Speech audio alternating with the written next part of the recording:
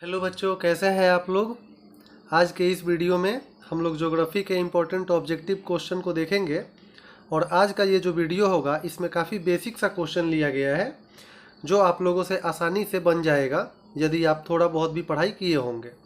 इसकी अगली जो वीडियो आएगी ऑब्जेक्टिव की बुधवार के दिन, ठीक है, उसमें क्वेश्चन का लेवल कठिन रहेगा। तो चलिए आज की वीडियो की हम शुरुआत करते हैं। देखिए, इस सेट में टोटल 53 प्रश्न लिखा गया है, जिसमें पहला नंबर प्रश्न है आपका, जैसा कि हमने पहले बताया, आज एकदम बेसिक सा क्वेश्चन होगा, आपसे ज़रूर बनेगा। पहला प्रश्न है, राजस्थान में किस संसाधन की कमी है। ठीक है, तो ऑप्शन आप देख रहे हैं, सौर ऊर्जा, पवन ऊर्जा, पशु ऊर्जा, जल ऊर्जा। तो राजस्थान में आप जानते हैं कि वो सूखा जगह है, तो वहाँ जल ऊर्जा की कमी है। ऑप्शन नंबर हो जाएगा डी। ठीक है, दूसरा प्रश्न है, पर्यावरण संरक्षण हेतु पहला सम्मेलन कहाँ हुआ था। तो पर्यावरण संरक्षण हेतु जो पहला सम्मेलन हुआ था वो हुआ था कहाँ, स्टॉकहोम में, ध्यान रखिएगा। ठीक है, तीसरा प्रश्न है, काली मृदा मतलब मिट्टी का दूसरा नाम क्या है। तो काली मिट्टी का दूसरा नाम है आपका रेगुड़ मिट्टी। ठीक है, और ये ध्यान रखिएगा कि काली मिट्टी में कपास की फसल सबसे अच्छी होती है, इसलिए काली मिट्टी को काली कपासी मिट्टी भी कहते हैं और इसका एक नाम है रेगुड़ मिट्टी। 4 नंबर प्रश्न है, पुरानी जलोढ़ मिट्टी को क्या कहते हैं। तो देखो, जब जलोढ़ मिट्टी नया हो तो उसे हम खादर कहते हैं, ठीक है, क्योंकि वो बहुत ज़्यादा उपजाऊ होता है। और जलोढ़ मिट्टी जब पुराना हो जाता है तो उसे हम बांगर कहते हैं। ठीक है, तो ध्यान रखना।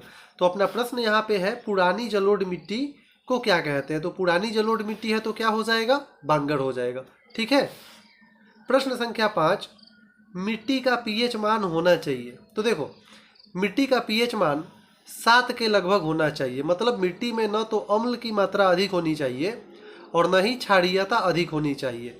मिट्टी का पीएच मान 7 के लगभग होना चाहिए। 6 नंबर प्रश्न है, बिहार में अति जल दोहन से किस तत्व का संकेंद्रण बढ़ा है।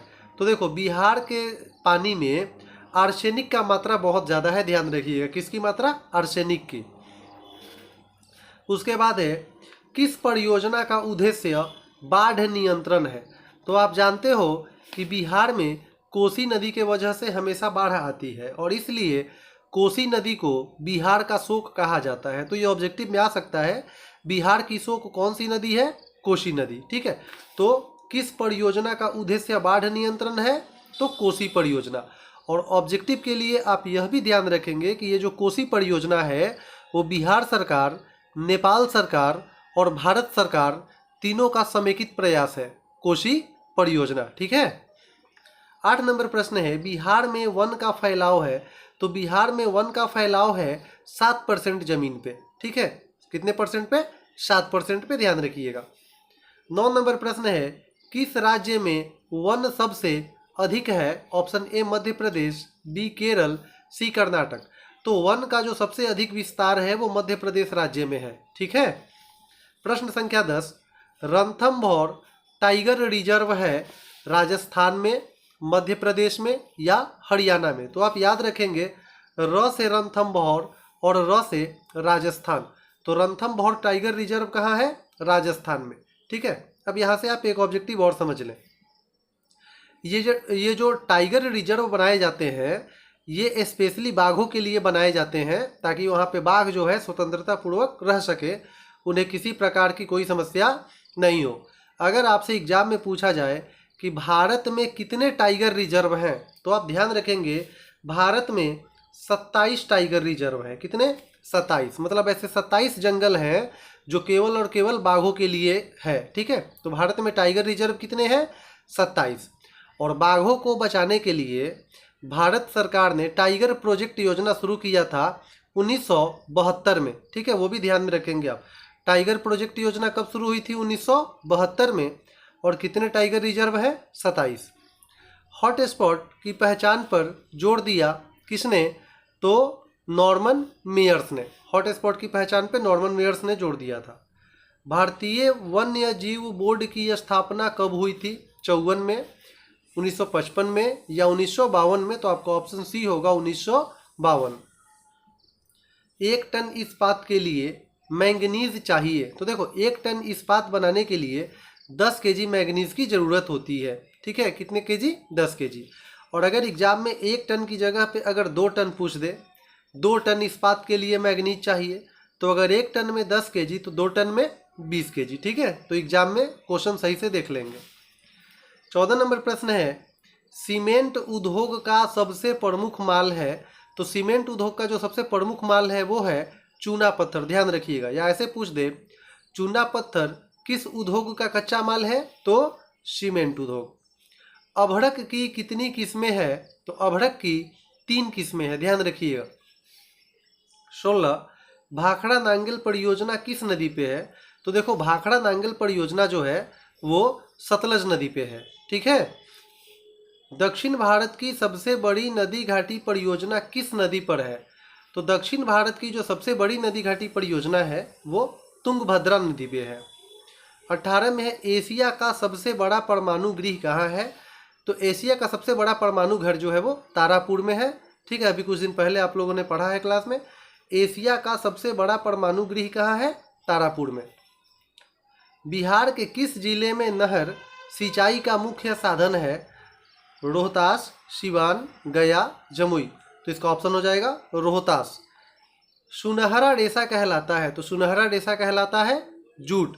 और जूट के सबसे अधिक कारखाना किस राज्य में है? तो पश्चिम बंगाल में। ध्यान रखिएगा, जूट के सबसे अधिक कारखाने किस राज्य में है? पश्चिम बंगाल में। भारत का नारियल प्रदेश है, तो भारत का नारियल प्रदेश है केरल। ठीक है, केरल में सबसे ज़्यादा नारियल होता है। अंतर्राष्ट्रीय फसल अनुसंधान संस्थान कहाँ है? केरल, हैदराबाद या भुज? तो हैदराबाद में। किस गैस के रिसाव से भोपाल गैस कांड हुआ था? तो देखो भोपाल गैस कांड जो हुआ है वो मिथाइल आइसोसाइनेट के रिसाव से हुआ है। ठीक है, मिथाइल आइसोसाइनेट। अगला है, भारत का सिलिकन नगर है। देखो भारत का जो सिलिकन नगर कहा जाता है वो पटना, मदुरै, बोकारो या बेंगलोर। तो सिलिकन सिटी बेंगलोर को कहा जाता है। ध्यान रखिएगा, भारत का जो सिलिकन नगर है वो बेंगलोर है। नेपा नगर किस लिए प्रसिद्ध है? तो नेपा नगर जो है वो अखबारी कागज़ के लिए प्रसिद्ध है। ठीक है। देश में लोहा इस्पात के बृहत कारखाने हैं, मतलब लोहा इस्पात के बड़े बड़े कारखाने कितने हैं? 20, 15, 10 या 5? तो आपके किताब के अनुसार अभी हम ऑप्शन सी टिक करेंगे, 10। देश में लोहा इस्पात के कितने बड़े बड़े कारखाने हैं? 10। लेकिन वर्तमान समय में 10 से अधिक हो चुके हैं। ठीक है, लेकिन आप एग्जाम में 10 ही ऑप्शन टिक करोगे। किस योजना के अंतर्गत सड़कों को 4 भागों में बांटा गया है? ठीक है, तो सड़कों को 4 भागों में बांटा गया है नागपुर सड़क योजना के अंतर्गत। ठीक है, नागपुर सड़क योजना। सीमांत सड़क उसको कहते हैं जो बॉर्डर इलाके में सड़क होती है। ठीक है। स्वर्णिम चतुर्भुज राजमार्ग ये 4 बड़े बड़े शहरों को जोड़ता है। किनको किनको? दिल्ली, कलकत्ता, चेन्नई और मुंबई। ठीक है, दिल्ली, कलकत्ता, चेन्नई और मुंबई। एक्सप्रेसवे जो है इन पे गाड़ियाँ बहुत तेज़ गति से चलती है और इन पे चलने के लिए, मतलब ये इस प्रकार का सड़क होता है कि इन पे चलने के लिए एक्स्ट्रा टोल टैक्स देना पड़ता है। यहाँ से 2 प्रश्न और बनेंगे। एक्सप्रेसवे जो सड़क होती है वो 4 लेन की सड़क होती है। ठीक है, और स्वर्णिम चतुर्भुज राजमार्ग के अंतर्गत जो सड़क हैं वो 6 लेन की होती है। ठीक है, ये 6 लेन की सड़क है और ये 4 लेन की सड़क है।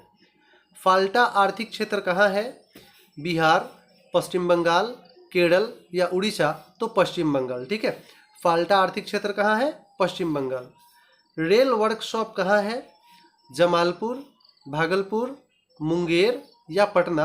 तो रेल वर्कशॉप जो है वो जमालपुर में है। अभी देखो प्रश्न आ गया, ये स्वर्णिम चतुर्भुज लेन वाली सड़कें हैं। तो ये जो स्वर्णिम चतुर्भुज लेन वाली सड़क है वो 6 लेन की सड़क होती हैं, 6 लेन की। परिवहन का सबसे सस्ता साधन कौन है? अगर सस्ता है तो वो जलमार्ग हो जाएगा, और अगर महंगा साधन पूछता सबसे महंगा तो वो वायुमार्ग हो जाता। ठीक है। अगला आपका 32 प्रश्न है, कुशेश्वर स्थान बिहार के किस जिला में है? तो देखो कुशेश्वर जो है वो दरभंगा में है। और अगर कांवड़ झील पूछे, कांवड़ झील कहाँ है? तो वो बेगूसराय में है। ठीक है। बिहार में खाद का कारखाना कहाँ है? बाढ़, मोकामा, सिंदरी या बरौनी। तो बिहार में जो खाद का कारखाना है वो बरौनी में है। ग्रैंड ट्रंक रोड का राजमार्ग संख्या क्या है? देखो, ग्रैंड ट्रंक रोड जो है इसे शेरशाह सूरी मार्ग के नाम से भी जाना जाता है और इसका जो राजमार्ग संख्या है वो 1 है। ठीक है। रज्जू मार्ग कहाँ है? तो देखो, र से रज्जू, र से राजगीर, याद रखेंगे, रज्जू मार्ग राजगीर में है। कौन उपभोक्ता उद्योग है? तो उपभोक्ता उद्योग आपका हो जाएगा चीनी उद्योग। ठीक है, ये घर घर में इसकी जरूरत होती है तो ये चीनी उद्योग हो जाएगा। 37, उच्चावच प्रदर्शन के लिए हैस्यूर विधि का विकास किसने किया? तो हैस्यूर विधि का विकास लेहमान ने किया है। ठीक है। पर्वतीय छायाकरण के अंतर्गत ढाल को प्रदर्शित करते हैं। देखो, अगर ढाल है तो उसे बहुत गहरी आभा से दिखाएंगे। ठीक है। कोयला का सबसे अच्छा प्रकार कौन है? सर्वोत्तम प्रकार, तो वो एंथ्रासाइट है। 40 प्रश्न है, वन्य जीवों के संरक्षण से संविधान की किस धारा में उल्लेख है? तो जीव जंतुओं के संरक्षण के लिए संविधान की धारा 21 में उल्लेख है। ठीक है। कौन छोटे पैमाने का उद्योग है? चीनी उद्योग, कागज उद्योग या खिलौना उद्योग? तो ऑप्शन नंबर सी हो जाएगा, खिलौना उद्योग। एल्यूमिनियम बनाने के लिए आवश्यक है क्या? तो मैग्नीज, टीन, लोहा या बॉक्साइट? तो आपका ऑप्शन बॉक्साइट हो जाएगा। ठीक है। किस नदी को बिहार का शोक कहते हैं? अभी थोड़ी देर पहले बताया गया है आपको, कोसी नदी को बिहार का शोक कहा जाता है। चावल कौन सी फसल है? तो देखो, चावल बरसात के टाइम में होता है तो वो खरीफ फसल हो जाएगा, और गेहूं पूछे तो रबी फसल। कौन उद्योग कृषि आधारित नहीं है? मतलब जिसको खेती से कोई मतलब नहीं है। तो आप जानते हो सूती कपड़ा कपास से तैयार होता है, तो ये तो फसल पे निर्भर हो गया। चीनी गन्ना से तैयार होता है, ऊख से, तो ये भी फसल पे निर्भर हो गया। लेकिन सीमेंट के लिए हमें चूना पत्थर चाहिए, और चूना पत्थर है तो फसल से उसको कोई मतलब है नहीं, तो ऑप्शन नंबर बी हो जाएगा, ये कृषि पे निर्भर नहीं है। सौर ऊर्जा कौन सा संसाधन है? तो सौर ऊर्जा जो हो जाएगा आपका नवीकरणीय। ठीक है, वो फिर से मतलब ये कभी खत्म होने वाला नहीं है। सबसे लंबा राष्ट्रीय राजमार्ग कौन है? तो सबसे लंबा जो NH है वो NH7 है। ठीक है, NH7। और साथ में आप ये भी ध्यान रखिएगा, अगर आपसे पूछ दिया जाए कि हमारे देश में टोटल कितने NH हैं, तो हमारे देश में कुल मिलाकर 228 नेशनल हाईवे हैं। कितने नेशनल हाईवे हैं? 228।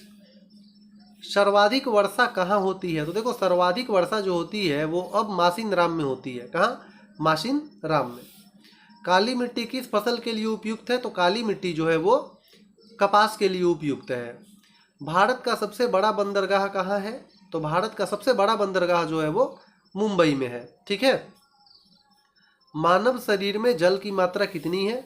तो मानव शरीर में जल की मात्रा है 70%। देखो, अगर तुम सामाजिक विज्ञान का एग्जाम दे रहे हो तो 70%, और विज्ञान का एग्जाम दोगे तो उसमें कितना देंगे हम? 75%। पंजाब में भूमि निम्नीकरण का मुख्य कारण क्या है? तो पंजाब में भूमि निम्नीकरण का मुख्य कारण अधिक सिंचाई है। ठीक है। हीराकुंड बांध कहाँ है?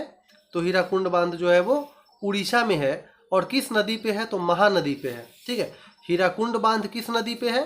तो ये आप ध्यान रखना, हीराकुंड बांध जो है वो महानदी पे है। ठीक है।